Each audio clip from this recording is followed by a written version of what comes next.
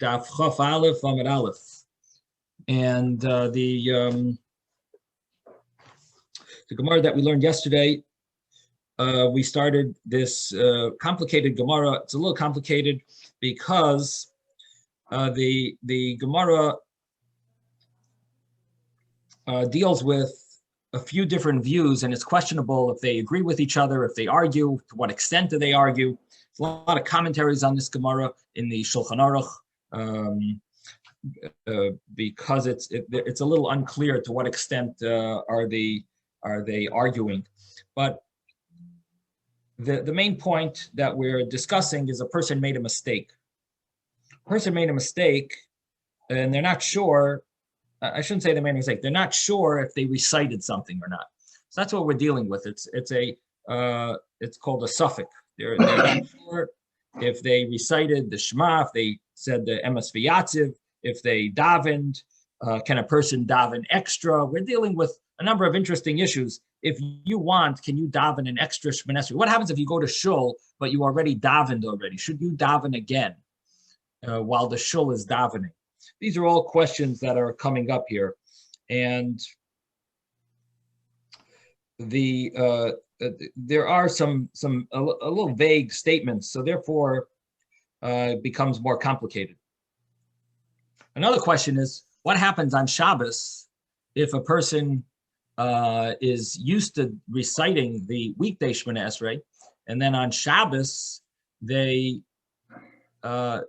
forget to look in the siddur, and they just start reciting what they're used to reciting, during the week, and so they start saying Atochein Ladam Das, and really it's Shabbos, and on Shabbos the Shemona Esrei is much different, but they already started the prayer of the week. They already had in mind that they're reciting the weekday Shemona Esrei. So what happens then? So these are some issues that are discussed. I'll give you another example.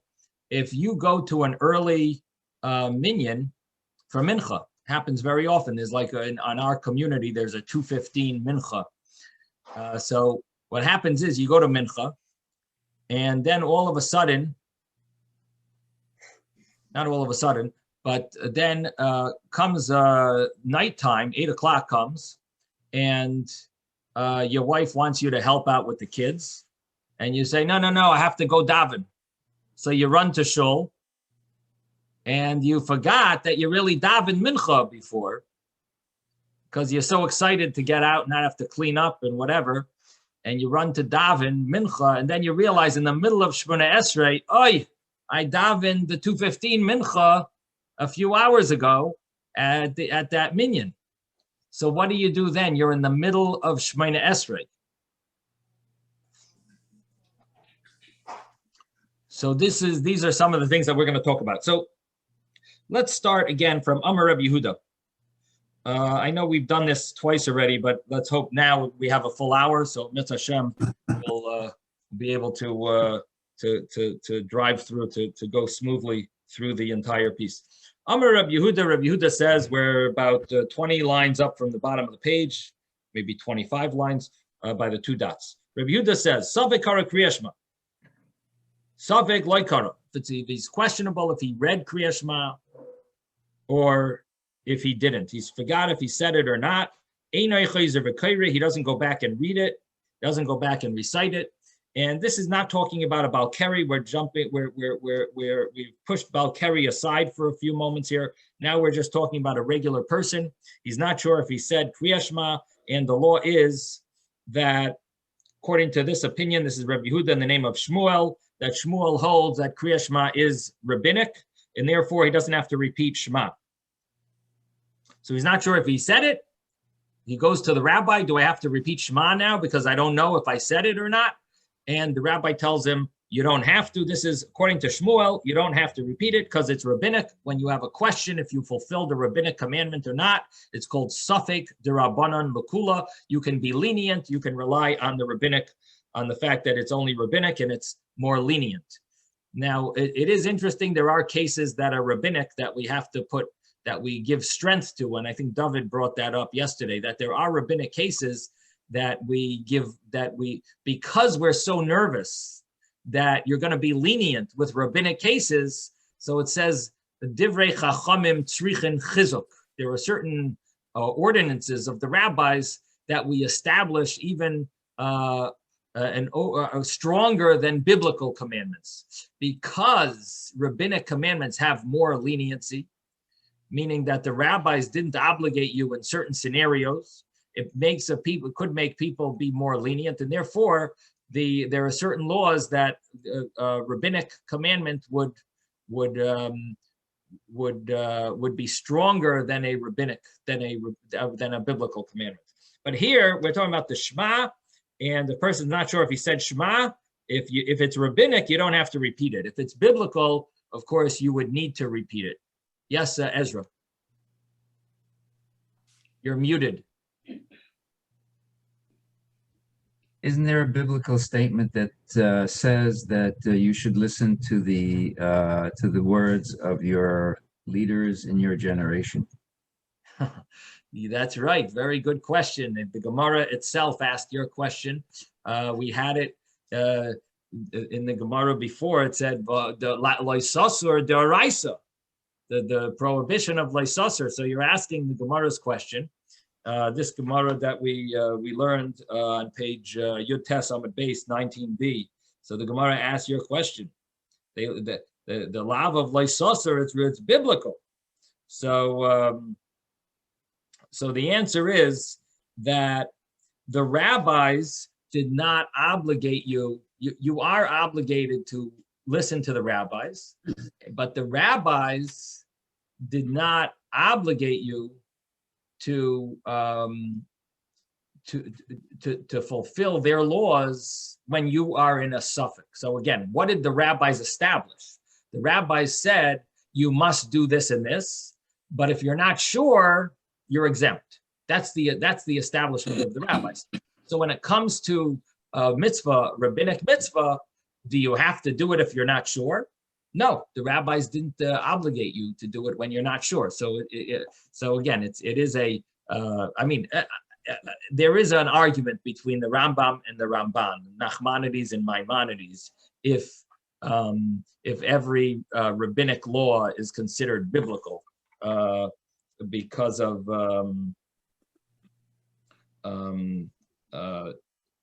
do you transgress the prohibition of loisasur if you transgress a rabbinic prohibition?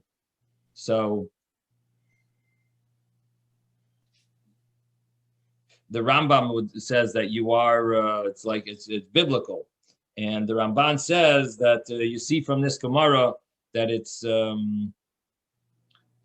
only leaning on that prohibition of loisasur. It's like something. It's sort of like a source, but it's not it's not exactly that you would be transgressing a biblical commandment. The question, of course, is: so what does Nachmanides do with this? With the loisasur, what does the Nachmanides learn from loisasur? The prohibition of loisasur, that you were obligated to listen to the rabbis. So there is an explanation that it's that if you do something rebelliously against the rabbis, you would transgress loisasur. But anyway, that's not really the topic of now. But the point is that any question that's rabbinic, we are lenient for. Any question that's biblical, we are stringent. We are machmir. We are strict. So the Gemara then continues and says, Safek Omar emes v'yatziv, Safek lo yomar. If a person is not sure if they said emes v'yatziv, which is the bracha after the Shema in the morning, we're not sure if we said that. Choizer v'yomer emes v'yatziv. You do need to go back and recite emes v'yatziv, which is a little surprising because the blessings are rabbinical. Why would you need to repeat it? And the Gemara asks this question by Taima, what's the reason of these? What's the reason? So the first case was Kriya Shema d'Rabbanan. The first case, you don't have to repeat Shema because it's rabbinic. Emes v'yatziv, the blessing after the Shema in the morning, It's called emes v'yatziv, that blessing. The Araisa, that's biblical. Why is it biblical? Because you have to recite, you have to mention the Exodus from Egypt. Now, we mentioned yesterday, a big question. What do you mean you have to recite the Exodus from Egypt? You said it in the Shema, right? You said the Exodus from Egypt in the third paragraph of the Shema. So now you're questioning, or if you said emes v'yatziv, you're not sure if you said the blessing after the Shema. You got to go repeat it because it's biblical. You fulfilled your biblical obligation already. You said the Shema, right? Your only question is if you said the blessing after Shema. You're not sure if you said the blessing after Shema. That's rabbinic. Why? Because you already said in the Shema, you said the third paragraph, so you fulfilled already your biblical obligation. So what does the Gemara mean? That you have to repeat the bracha after Shema. So we answered, anyone remember what we answered? So what we answered was that this second case of the Gemara is that you're not sure if you said the bracha after Shema, but you're also not sure if you said Shema also. It's a continuation of the previous Gemara. You're not sure if you said Shema. Isaac, did you want to say something? Yeah, I would think that you naturally would. If you're davening and then you stop and say, I didn't say something, you will remember if you said Shema more than you would if emes v'yatziv. So if you don't remember emes v'yatziv, you likely don't remember Shema either. I'm not sure the logic. I don't understand your logic. Could you just explain it one more time? You're right. You're right. I can't explain that logic. Okay. Sorry. Okay. I'm not sure the logic, but basically Isaac's even mistaken logic is correct because it ultimately is the translation of the Gemara that this is a continuation of the previous line. The first case was you're not sure if you said Shema. Here, we're not sure if you said the bracha after Shema, but we're also not sure if you said Shema as well. In other words, it's continuing from the first case. That it was a little more advanced. Not only is the person not sure if he said Shema, but he's not sure if he said Shema and emes v'yatziv. So in this case, what is rabbinic and what is biblical? So it comes out that there's really the Shema, which is this opinion Shmuel says is only rabbinic. And then you have the Exodus from Egypt, which is biblical. And the Gemara is telling us you should recite the emes v'yatziv. And this way you'll fulfill the biblical obligation of emes v'yatziv. Now, this is not so simple either, because really I would question that. And what would the question be? I think all of you could question that. What should you do? You're not sure if you said Shema or emes v'yatziv. What do you think you should do? You're not sure if you said Shema, and you're not sure if you said the bracha after Shema. What would you advise the person to do? Yes, Yehuda. Say the Shema. You would say Shema. Why? Because it's a biblical obligation. But this opinion says Shema is not biblical. This is a one view, a rare view that that's not the accepted halacha. And what we're going to still talk about it. And this one says that Shema is rabbinic. So therefore, what would you advise the person to do if he's not sure if he said Shema or emes v'yatziv? Hello, Rabbi. The Gemara said he should say emes v'yatziv. I'm wondering if anyone could say something different. What do you think it should be? Now, 1 second, Moshe, because Ben had his hand up. Ben? Yeah, I would say at the beginning from the Shema. You think you should say Shema, but Shema is only rabbinic. Why should he say Shema? Just to say it as a complete prayer, as a complete unit. Well, he's not. I understand, but it completes the whole thing. The prayer. Okay, but it's rabbinic. If you're not sure, you don't have to complete something, right? If it's you don't have to, but it's better to do the whole thing than start in the middle and not be sure that you did the Shema. Well, that's very nice that you're a very religious, you go beyond the letter of the law. But the question is, what is the letter of the law? What should the letter of the law say? Again, you're saying it would be nice, it should do it. You're encouraging him to get the bonus points. But we're talking straight law. And straight law is anything rabbinic you don't have to go over. Anything biblical, you do have to make sure you did. You do have to go over it. So what would you think the law should be in this case. He's not sure if he said Shema or Emes V'Yatziv. What do you think the law should be? Moshe, you wanted to Well, say? it's right in the Gemara. It's right in the Gemara. It's a Shema. I'm not asking what the Gemara says, Moshe. I'm not asking what the Gemara says. I'm asking your logic. Moshe, I'm asking what you think. You would say the Moshe? Shema. You would say the Shema. I would You say think you the would say the Shema. Shema. Why? Why? Because it contains both elements: the What's commemoration of the Exodus and the yoke of kingdom of Hashem. So Moshe has a good question. He says, what should you do? You're obligated to do the biblical command. What is the biblical command? To remember the Exodus from Egypt. You need to mention the Exodus from Egypt. So what should you do? Should you say Shema and have the Exodus from Egypt in the third paragraph of the Shema? Or should you do the blessing after the Shema and you'll do the Exodus from Egypt? So Moshe says, let's do the Shema because number one, you'll have the biblical. Again, you have to repeat Shema because of the biblical side of it. It's in the third paragraph part, not the first part. The first part, this opinion says, is rabbinic. But the third paragraph part has the Exodus from Egypt in it. And therefore, you would have to repeat the Shema because of the biblical obligation. And why should you do Shema, not Emes V'Yatziv? Because you have also acceptance of the yoke of heaven. So do the Shema. Don't do the Emes V'Yatziv. Again, the Gemara says to do Emes V'Yatziv. We're trying to figure that out because logically, it seems to Moshe that you should do Shema better, not because Shema is biblical, but because in the end of Shema, there is the biblical obligation of the Exodus from Egypt. And because of that, why should you do Emes V'Yatziv, do the Shema? So all the commentaries deal with this question. Is that what you wanted to say, Ezra, or did you have another point? That's okay. Okay. That's all right. Yes, David. Yeah, I'm just wondering if the main thing seems to be the third paragraph of Shema because it mentions the Exodus. How come in the Mezuzah we put in the first two paragraphs of Shema? We don't even put in the third paragraph of Shema in the Mezuzah. Why is that? That's a question. It's beyond my ability to answer. You're asking the question of the mitzvahs. Why is the command in the Mezuzah only the two paragraphs?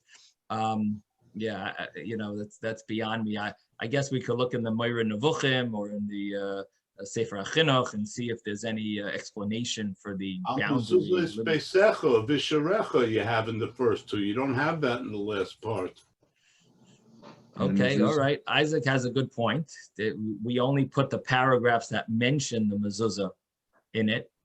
But I think David's question is, if it's such an important thing, Exodus from Egypt, we mention it in Kiddush, we mention it here, we mention it there. Maybe it should also be in a Mezuzah. In other words, he's asking we should always Exodus from Egypt is, according to this opinion, is even more strict than the Shema itself. How many times a day? And also the Mezuzah, you're not remembering anything from it. It's protecting your house. It has nothing to do with you in terms of Yetzias Mitzrayim. I can't even imagine that you're using a mezuzah in any way to satisfy your obligation to remember Yetzias Mitzrayim. But if the mezuzah is taking the place of the blood on the doorpost, which was inherent in the Exodus from Egypt. Is that what it says? Does it say that the mezuzah is connected to the blood of the doorpost? That's what I was thinking. If the reason for it was you're replacing the blood, and it says it shall be on your doorpost. So it's a thought of yours. It's not. You don't have a source. The source is the Torah. Yeah, the source for the replacement is mine. Is your own thought. Original. Right. It's an interesting thought. Yeah. Thank you for. It's always good to think, and then we got to find it inside some. We have to see if it's written anywhere. But that's a good, interesting thought that you're sharing. Yes, Ezra. I don't. I mean, I don't to go along with his point of view. To go along with his point of view, I mean, what was the reason why you put the blood on the doorpost? Is to protect the house from the angel of death. And so therefore the mezuzah comes along and basically is also acting as a protection. So therefore, I mean, I can understand his point of view, the fact that the mezuzah then adds the two paragraphs in which it says, uchtaftam, I'm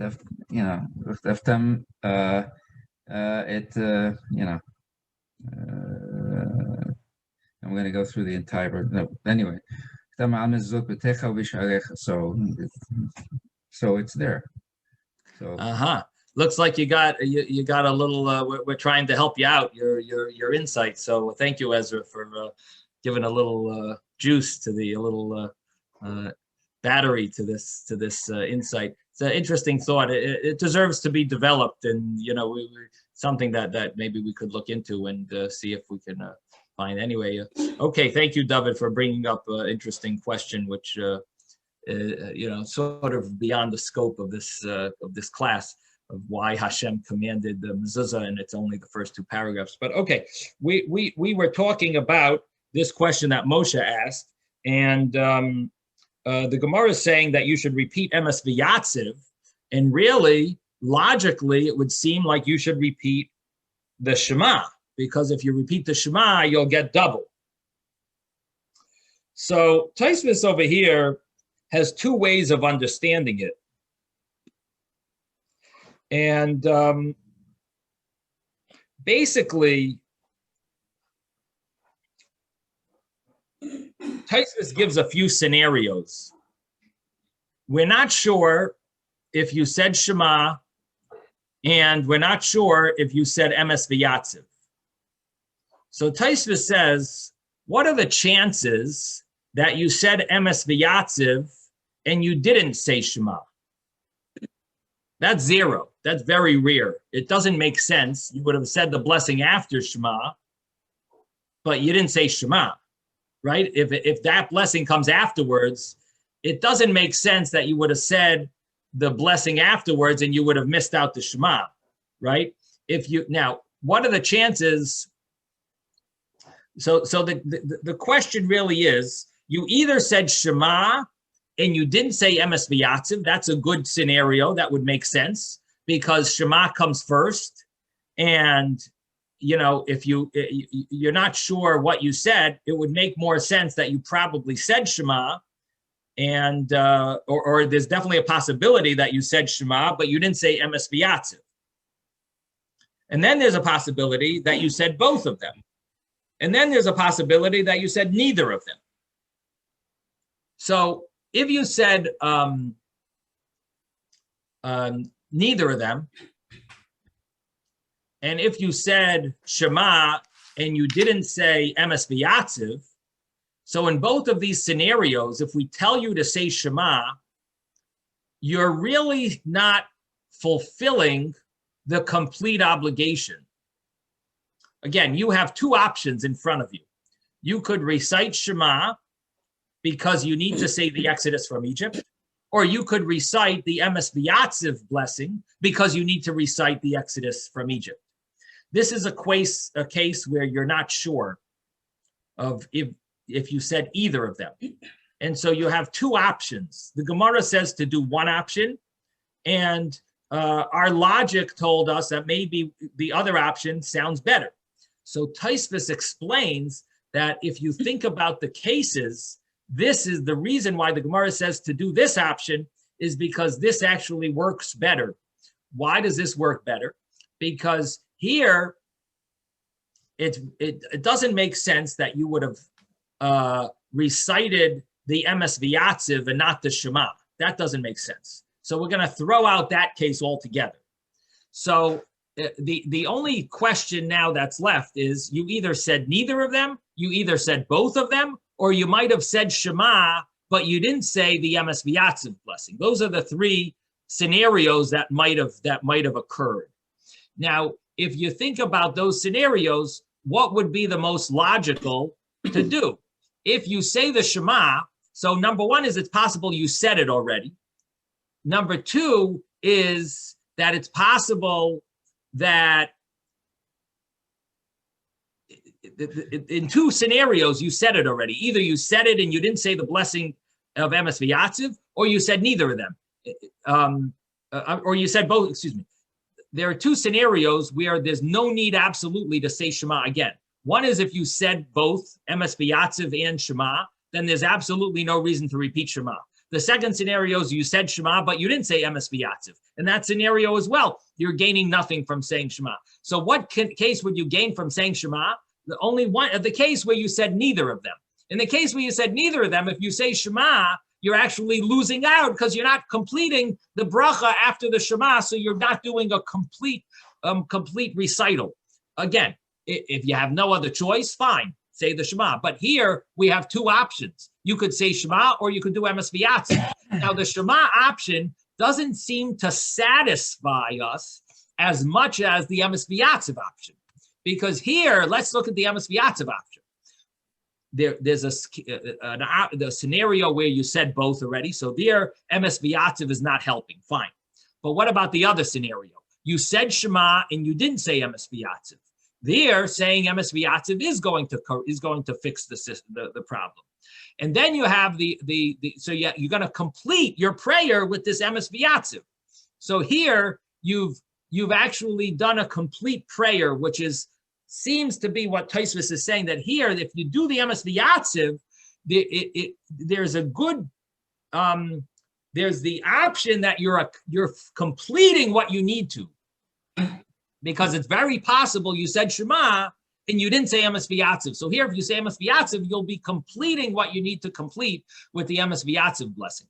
And then in the other scenario where you said neither, you're also fulfilling the mitzvah of doing the Exodus from Egypt with the Emes V'Yatziv. So therefore, the logic that the Gemara gives is to say Emes V'Yatziv, because in this scenario, by doing Emes V'Yatziv, you're basically accomplishing more, and you're accomplishing that you've completed what's necessary. It's called a takana gemura. You do a complete fixing, because there's a good chance that you said Shema, and now you'll be saying Emes V'Yatziv and completing what you need to. This is called a takana gemura. The other way of just saying Shema would not be a takana gemura. It wouldn't be a complete fixing, because it's very possible that you said Shema, and by saying it again, what are you gaining? Okay, now Tosfos does give another answer, and if you're not confused, I will give you another answer, but I don't know, I don't really want to confuse everyone. Did everyone follow this answer of Tosfos? Okay, so basically the logic is the logic is that the Gemara says to say Emes V'Yatziv. You're not sure if you said Shema or Emes V'Yatziv. The Gemara said to say Emes V'Yatziv.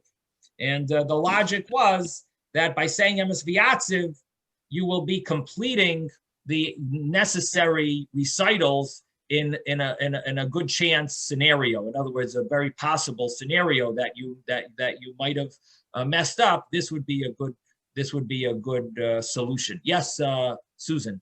Well, I'm a little confused, concerned. When you're saying your morning prayers, aren't you supposed to be paying attention to what you're saying and saying it in your heart and in your bones? Yeah. That's very good, and that works. Often when no one else is around. You have when you have family members around, you're saying that, and they interrupt you.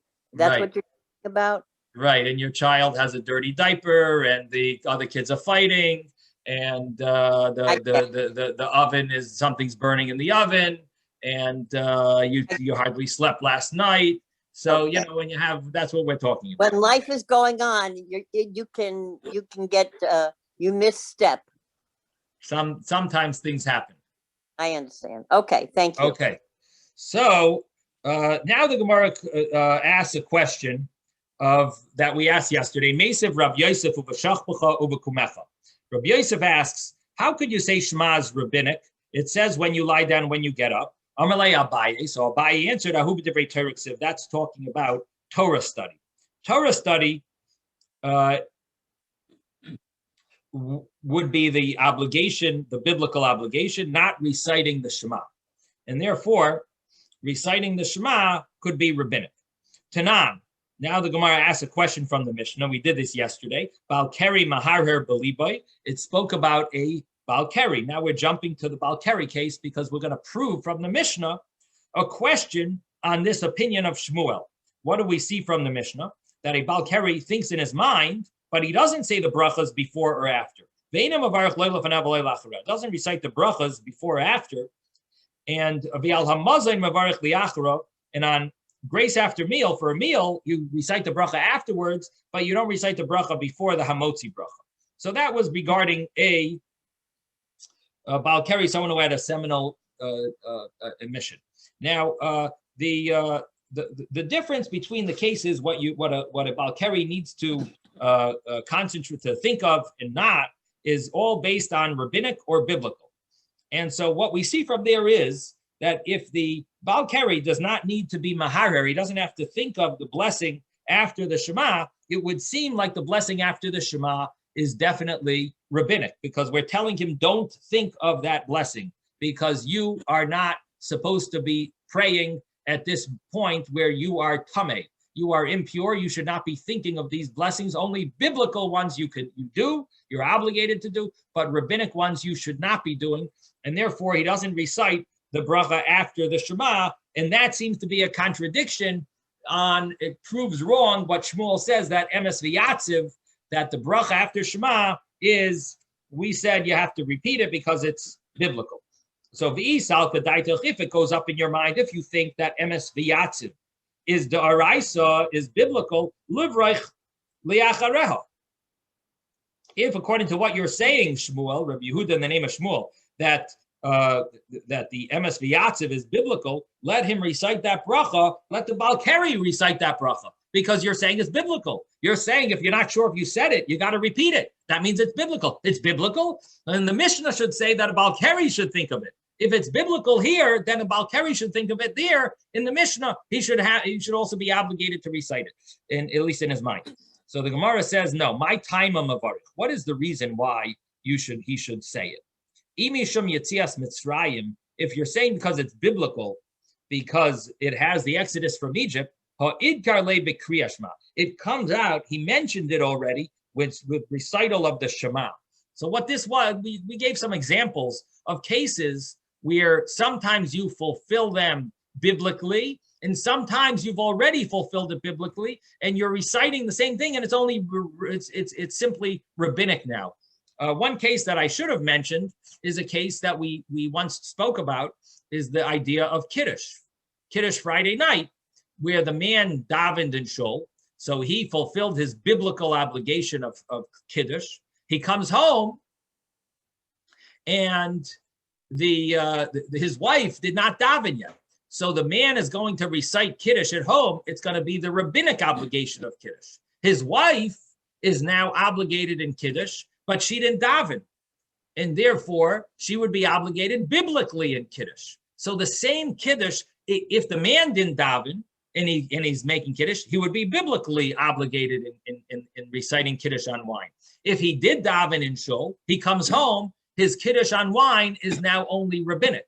So you have cases where you fulfill the biblical obligation, sometimes in one way, sometimes in another way. Sometimes, in other words, here, if you said Shema, you fulfilled it with the Shema, the biblical obligation of the Exodus from Egypt. And this, in this scenario of the Balkeri, he said that. So now his blessing, emes v'yatziv, is only a rabbinic blessing. So should a Balkeri recite in his mind? Should he think of a rabbinic blessing? No, he's not supposed to. So therefore, he doesn't recite that. He doesn't think that bracha in his mind because he already said Shema. He fulfilled the biblical obligation of the Exodus from Egypt. However, in the Gemara that we have, the Gemara case that we're talking about here, he's not sure if he said Shema or if he said emes v'yatziv. In this case, his recital of emes v'yatziv would be a biblical obligation because he may not have said Shema. Since he may not have said Shema, so therefore the recital of Emes V'Yatziv would actually end up being a biblical obligation, which he's not sure of, and therefore he would recite it again. So the Gemara now asks, why in this case, where the Balkari is obligated in reciting the Exodus from Egypt,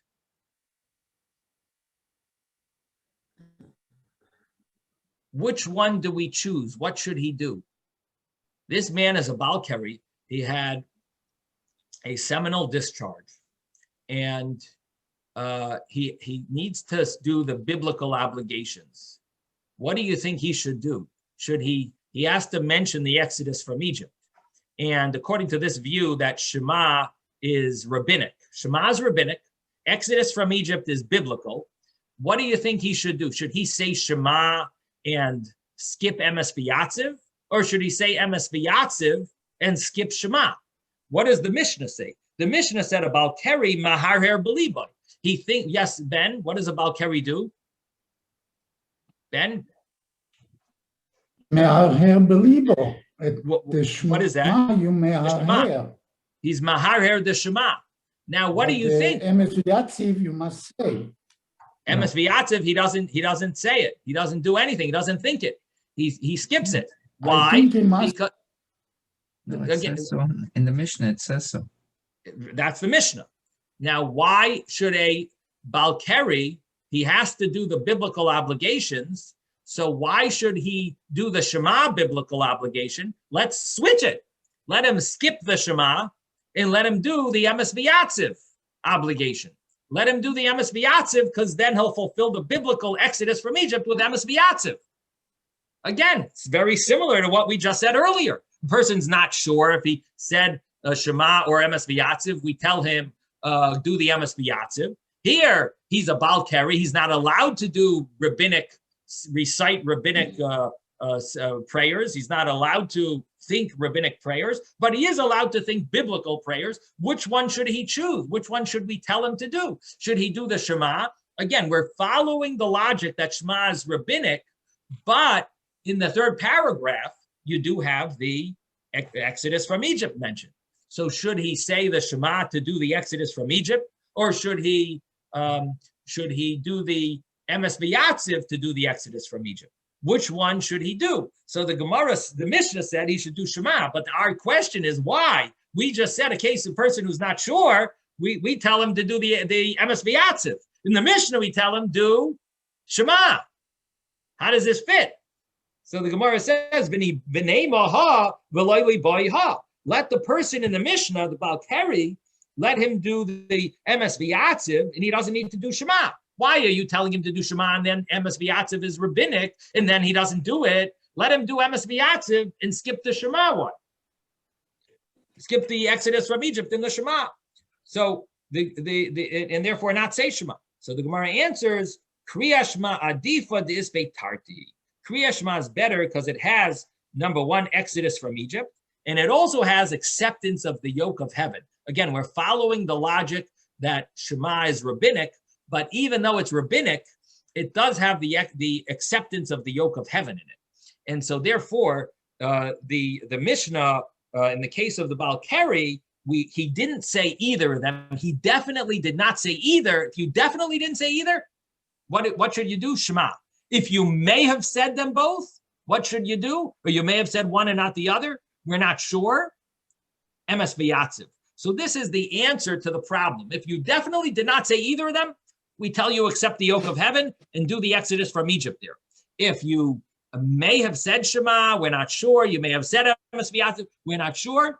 Then just do the Emes V'Yatziv, because this way you will have what's called a takana gemura. You will completely fix the problem and possibly recite a full prayer.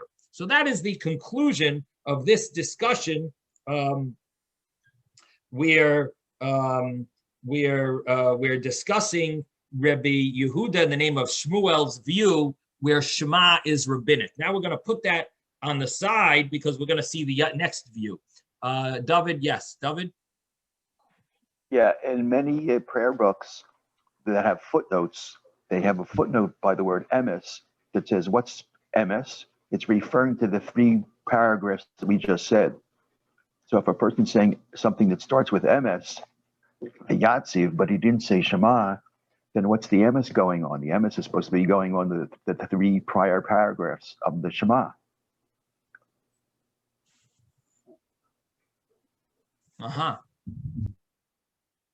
That's an interesting question. That emes really is proclaiming that everything that we said in the Shema is true, and but at the same time, the emes also does fit in the next paragraph.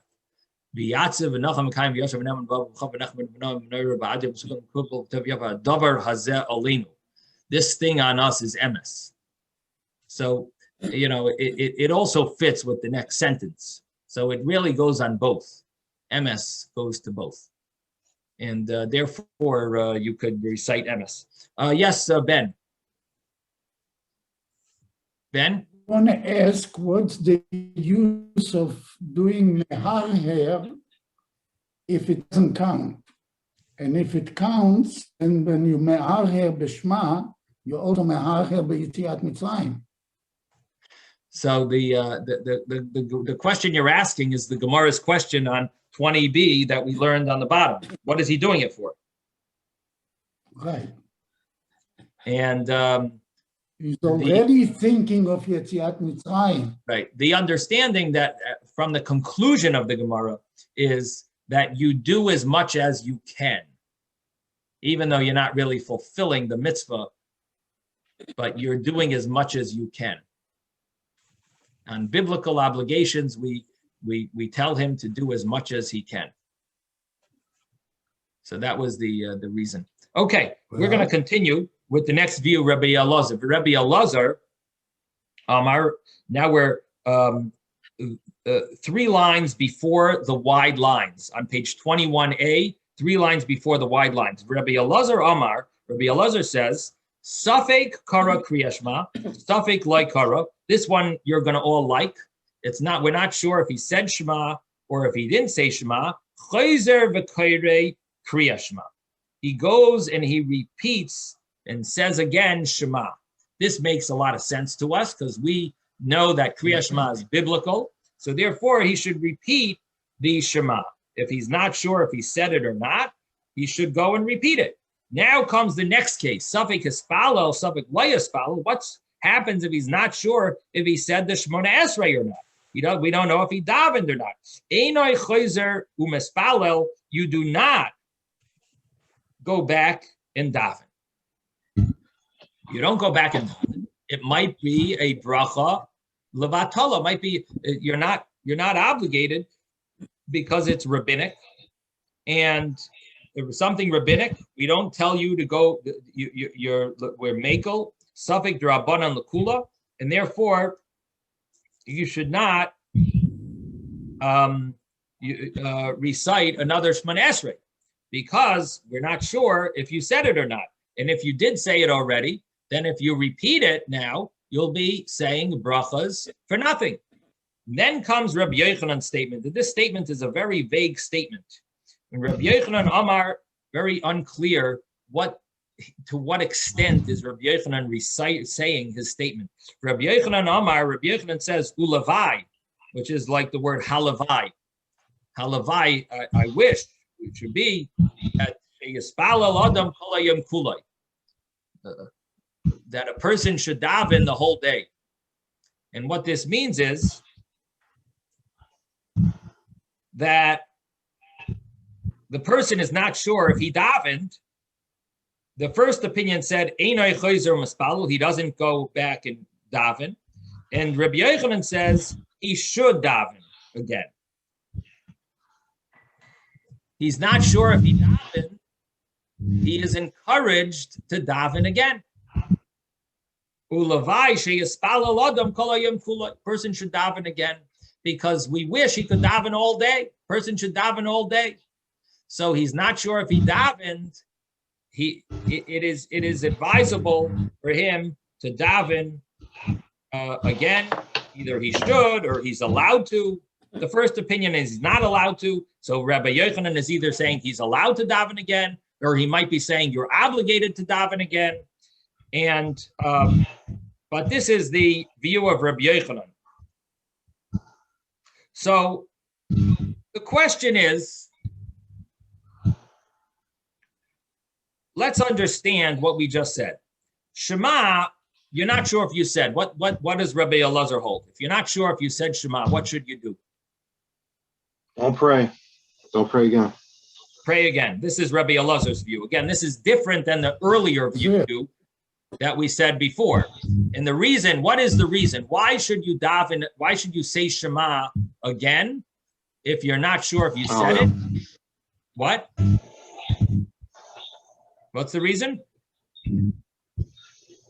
Why should you say it again? Because Kriya is biblical. If it's biblical and you're not sure, let me mute everyone. I'm sorry, there's a lot of background noise.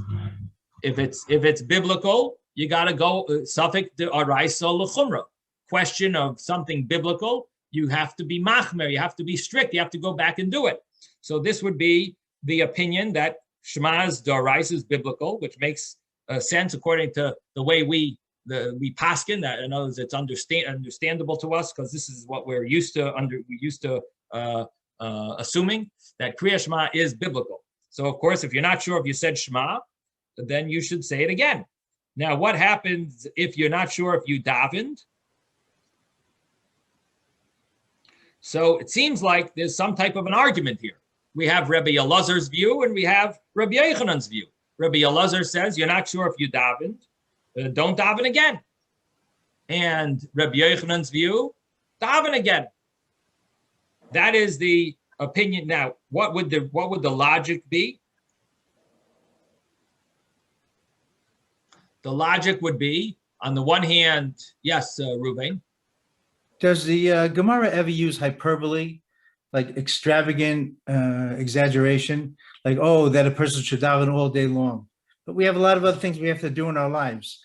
And certainly the men of the Gemara knew that we have a lot of things. And I don't think to me, it seems like it wouldn't mean, oh, you really should be davening all day long. Oh, that would happen. Does the Gemara use hyperbole? Yes. Yes. So the question really is the source of what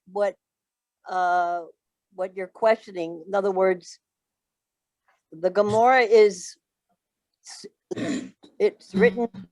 It's not directly. It's an interpretation of the commandments. Isn't that correct?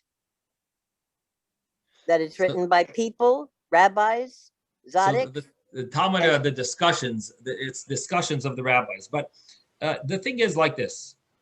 I'm not sure if Ezra, do you have a source what you want to say that it does exactly? There are many cases in which the Gemara uses large numbers to indicate, what is the case? Give us an example. I'll give you an example. Rabbi, I'll give you an example. I really don't remember. I know that I think in Hulin we discussed this. In Avodah Zarah we discussed this. Not in Halacha. In Agadah, you have a lot of stories about, the size of a frog was, 200 amos or 3,000, whatever. And you have a lot of Agadah that have, but those are Gemara, obviously in Halacha. I don't think you ever see hyperbole. There is hyperbole in when the original group was named, and there were two who were left out, Eldad and Mashmad or something like that, and they were prophesying in the camp, and people came to Moshe and said they're prophesying, and he said, oh, would that everyone prophesied in the camp. No, but so why would you say that that's exaggerating? Rabbi, well, it's the same thing here. He's saying, I wish that everyone would daven all day long. So, but that's not exaggerated. That seems quite, you know, that you could say way that. Here, that's not exaggerating. Okay, fine. So he's answering your question, Ruben. He says it's not an exaggeration. Okay. Rabbi, there are places there are places in the Gemara where somebody makes a statement, and right after that they use the term guzma, which is an expression of this is an exaggeration. So it could be only where it says guzma is it an exaggeration, and when it doesn't say it, it's not. Okay, so you're asking the question: is there hyperbole in the Gemara? And here I'm giving you an example that when they say in the Gemara itself, guzma says, the guy is exaggerating. Right, right. But I think Ruvain's question would be where it doesn't say guzma, could it still be an exaggeration? So that question is a good question, and especially with what Isaac says. So it's a good point, Ezra. Thank you for bringing that up. That it does sometimes say guzma, but Isaac also has a very good point, and that is that you might find that by agadata, it does seem surprising that it would say it by a halacha, and then you have what Raymond said, and that is that this is not exaggerating. This is halavai. Someone should daven all day, and so anyway, to me it doesn't seem like an exaggeration because we're not. It's saying, I wish a person could daven all day. Now, what does it literally mean all day? Does it mean the entire day? I mean, does it mean throughout the day, more times than it says? So, maybe there are different ways of translating exactly what he means to say, that it's not just the 3 times a day, but it's as often as you all day, meaning as often as you can come up with something good to pray and be sincere about it. You know what I mean? Like there might be other translations of how to translate it exactly, instead of meaning all day without stop. That doesn't say without stop. You know what I mean? Like, doesn't mean without any stops. Can I say something, Rabbi? Okay, Ben, what would you like to say? Can I say something? Because I've been waiting to tell you that I don't like what Rabbi Yochanan is saying for 2 reasons. First, he wishes. He doesn't tell us to do it. But then he says, Kol hayom kulo. He doubles up on it. Not just all day, but all day. And he says again all day. All of the day. Good. It's a good deal. I don't know. I wouldn't use the words I don't like. I would use the words I don't understand. Statement. Yeah. Yeah, it's a good point, Ben. I don't understand why he says, first of all, he says, I wish. Right. He says, I wish, and then he says, Kol hayom kulo. So to answer your question. So you make sure that you understand it's the whole day. Right. So this also takes us to the other question of, did Rav Yochanan say this specifically in this scenario? Or did Rabbi Yochanan say this in general, and we are applying it to this case? That would be interesting to look up. We would have to look up the Gemara in Pesachim, where it says this, and see if Rabbi Yochanan, what the case was where he said it, and is the Gemara just understanding and applying his statement there to apply here? Or is what he said specifically on what we're saying here? So if we pull up a Sefaria, let's see. Let's do Sefaria. Where in Pesachim is it? So it's on the side. It says it's on 54b. So Pesachim 54b.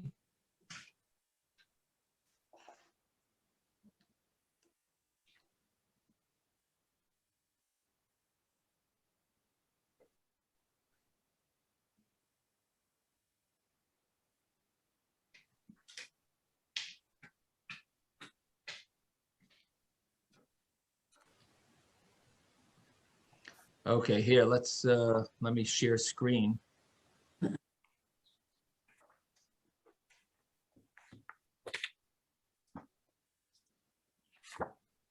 Okay, so we've got here the Gemara is talking about doing work on Tisha B'Av and on Pesach. If someone could mute themselves, that would be good. So the Gemara says that Malacha, we're talking about doing work. Let me try to mute everyone here. Let me see. I have to get back.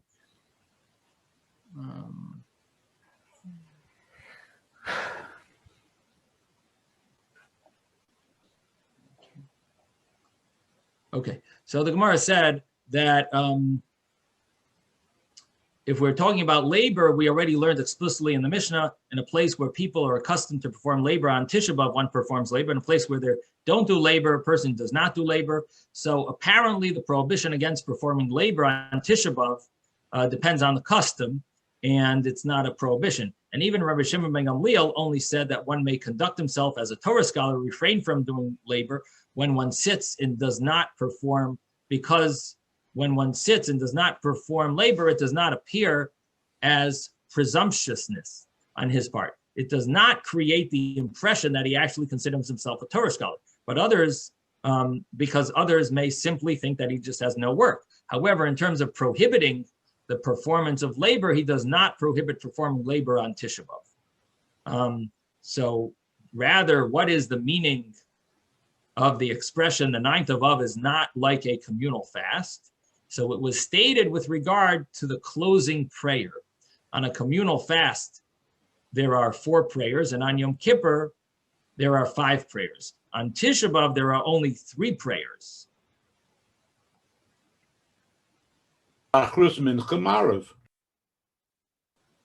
Like an ordinary weekday.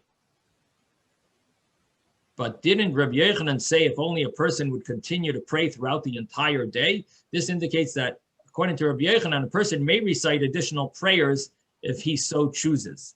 So this Gemara, okay, let's stop the shir. Okay, so that Gemara does seem to tell us that we're dealing with questionable issues of prayer. He's talking about a halacha. And Rabbi Yochanan seems to follow the logic that if it's in question, you should do the prayer. You could pray all day. And so it does seem like, he's talking about a halacha case. It could be that he wasn't specifically talking about our case, but the Gemara is applying it to our case. And therefore, the statement of Ulavai, is understood why he said it that way, because he wasn't specifically, they didn't ask him specifically our case.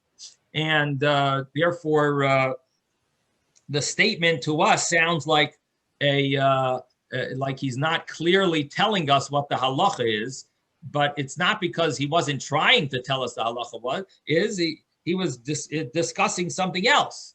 But the halacha that comes out from his statement would apply here. And it would basically mean that we're not sure if he davened. We are going to encourage him to daven again. Now, the Gemara later, in the next Gemara, it does talk about, there's 2 Gemaras right after this. One of them talks about if a person is in the middle of davening, in the middle of Shemona Esrei, he remembers that he already davened once before. And that's one case. The Gemara after that gives a case where a person enters a shul and the shul is davening. And because in the shul they are davening, he has a question, maybe he should daven with them, but he davened already. Can he daven with them? And the Gemara says that if he adds something new to his tefillah, he would be allowed to daven with them. And therefore, the question is, what would be in our Gemara? Again, the Gemara later says that if you want to daven a new Shemona Esrei, that you already davened mincha, but you went to shul and they're davening, and you say, you know what? I'd like to daven with them another Shemona Esrei again. So the Gemara says if you can add something new, for example, in the middle of your Shemona Esrei, you're going to say, and I want to specifically pray for a healing for Yankel ben Shoshana. So you have someone in mind, you want to have her, you want to say, and you say that refuah for her, and so-and-so needs a parnasa, he lost his job. So you say another prayer for Shmerel ben Rivka, and you have him in mind. And he needs to find a job. Hashem should give him a job. And, so if you can add something in the prayer, then you can pray again. So the question is, Rabbi Yochanan says, here, you're not sure if you prayed or not. Do you need to add something in your prayer to follow that Gemara? That says later, you have to add something if you want to do an extra Shemona Esrei. Here, you might have davened before. We're not sure. You might have davened before. So now Rabbi Yochanan says, you know what? Daven again. Halavai, you should daven all day. Daven again. It's not a problem. You're worried about saying an extra bracha. You this. Daven again. It's fine. You daven again. Do you need to add something in your prayer to daven again? Or can you simply daven again because Rabbi Yochanan says so? It's enough and we don't need to add something. Yes, Ezra. Can you daven al Tanai? Can you do it on condition? You say, Hashem, if I have davened before, then consider this to be an additional prayer, and if I haven't davened before, then this should be accepted as the actual prayer that I should have done. That sounds like the right thing to do, but it's not going to answer our question, because when you're doing a additional prayer, you may need to add something new to it. So again, you could do your condition, whatever. I will have to think about that. But is that what you're supposed to have in mind or not? I have to look in the Shulchan Aruch and see if they mention that, if that's what you're supposed to have in mind, or is that automatic? That it's going to go to your prayer if you didn't daven, of course, and if you did daven before, I guess it makes sense that should be what you're having in mind. So logically, a good point, Ezra. But even so, do you need to add something new to your prayer? So that's going to be an issue that we're going to deal with. And I will tell you, the simple understanding is that here, since you're not sure if you davened, so davening again itself, just davening because of you're not sure, that itself is something new. The fact that you're not sure about it and you're davening because you're not sure, ein lecha Kiddush gadol mizeh. There's nothing more unique, extra than doing this, and you wouldn't need to add something new, because here you are case called suffix. You're not sure if you daven. The other case that the Gemara talks about later is you definitely davened before. There you would need to add something new. But here, because you're a suffix and you're davening anyway, so this itself would be considered new. Yes, Isaac, you want to say something? My first? Yeah. Okay. And it comes out in a preachy way, but I don't mean to in any way be a preachy way. What I find interesting is we're dealing here with people who are worried they don't have anything extra to daven for the second time. You can't think of something to thank Hashem for, and you can't think of anything to ask Hashem for. It's only two things you do in tefillah. So you can't think of anything good to say thank you for, right? Shevach le'edah. And you can't think of anything that you need to ask Hashem for, whether it's a refuah or even that you're going to live, or that the hot dogs shouldn't burn. I mean, that's a tefillah too. You're supposed to ask Hashem for anything.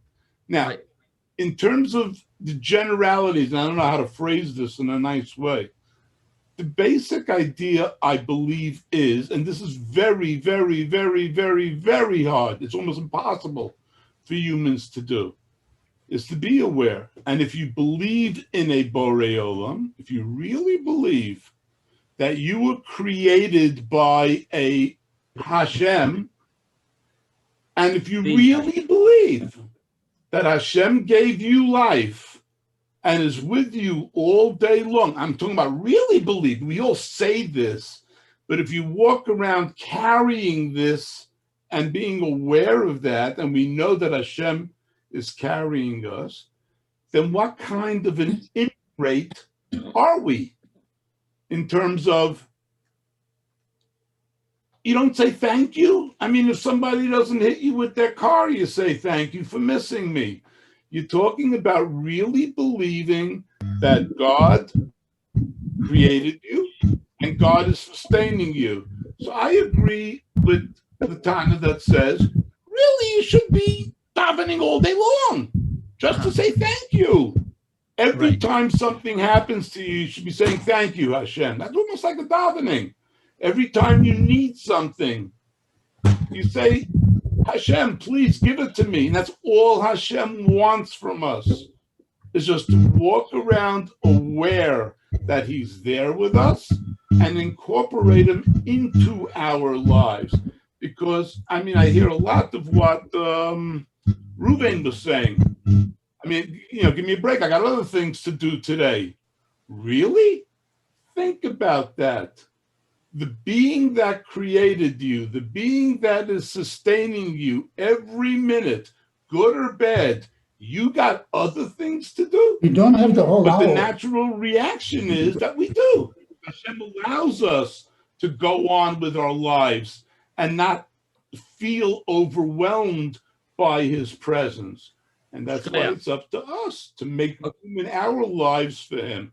That's all. I'm sorry it was a long speech. No, Yasha Kayach, very interesting, very, very insightful. I will just mention 2 points. And one is that the commentaries do ask, on your first point, how could it be that a person can't figure out something to ask Hashem for? There's no one they know that's sick, that needs a healing. So based on that, the Rishonim, or at least some of the Rishonim, they mentioned that it's referring to, you have to add something in every single bracha of the Shemona Esrei, something for Atuchainen, something for Slach Lanu, something, each of the brachas, you would need to add something in. So that's on the first point. On the second point that you said, that there, of course you have to thank Hashem for everything that you have. It seems from the way the halacha is that you have to add something. They're referring specifically to something you need. I don't think it helps to add something in the praises, in the thanks, not the praise, in the thanks section. In other words, of course, you should have in mind when you're thanking Hashem, but it seems that in order to do a prayer with these blessings, in other words, you could always thank Hashem. You could say Tehillim, thanking Hashem, Mizmor L'Soida. You could do many Tehillims that are all about thanking Hashem for things. But the idea of reciting a Shemona Esrei needs to be it's about praying for certain things. So I'm not disagreeing with you. It's a great point that we should be thinking about Hashem all day. Shivisi Hashem l'negdi samid. Hashem should be in front of me forever, always, and that is not an exaggeration. It should be tamid, mamish, really always, and so it's a good point. But I'm just saying that the Shemona Esrei aspect of it, to recite a Shemona Esrei, that you need to be machadish something in each of the in the brachas of requesting things. Okay, so but I should also mention that the final halacha is that as long as you at least mentioned a request in one bracha and you didn't say it at all, it's fine. Yes, Ben, do you want to say something, Ben? I wanted to talk about the Gemara. I wanted to talk about the Gemara we just talking about Yochanan. And I wanted to say what he said was actually applicable to one day of the year. But here they're using it for every day. What do you mean? What day was he? What day was he referring to? And as far as adding something to the Shemona Esrei, a new thing, well, what you read to us was referring to one day of the year, right? Yeah. The holiday or the one day of the year. And here it's applied to every day. That any time you should pray all day long. But that he wishes that everybody will pray all day long every day. So But, it's a little I unclear. also wanted to say, as far as adding to your prayer in Shmoneh Esrei, to add the prayer in Shmoneh Esrei, all you have to say, thank you for everything you gave me, God. And that Okay, happens so you every didn't, day. So yeah, can but do you it didn't hear every what I day told and Isaac. thank God for what he gave you. Okay, so it's not enough to thank Hashem for something. You need to add something in the prayers, in the requests. That's number one. So it's not enough to say thank you. That you know you need.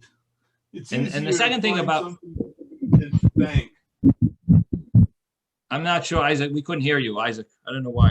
Did anyone hear what Isaac said? It's easier to think of something you need and that bothers you than to think of something to thank somebody for. So I'm not worried about that. Right. No, so Ben, it doesn't help to just thank Hashem for something. You need to ask Hashem. Yeah, I Another thing that you understand mentioned about the Shmoneh Esrei issue, but I'm talking about Rabbi Hanan's. Yeah.